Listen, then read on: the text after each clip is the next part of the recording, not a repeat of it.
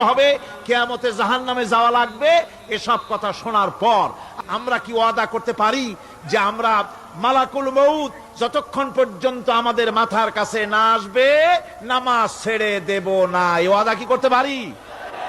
দুই হাত উঁচু করুন, বলেন ইয়া আল্লাহ, আমি তোমার নামে শপথ করছি, যতদিন মালাকুল মউত আমার মাথার কাছে না আসতেছে ততদিন পর্যন্ত ফরজ নামাজ, ফরজ রোজা ছেড়ে দেব না।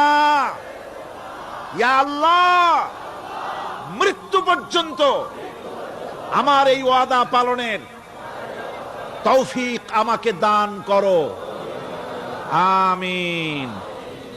আল্লাহ পাক আমাদের এই ওয়াদা মঞ্জুর করুন, জোরে কোন আমিন।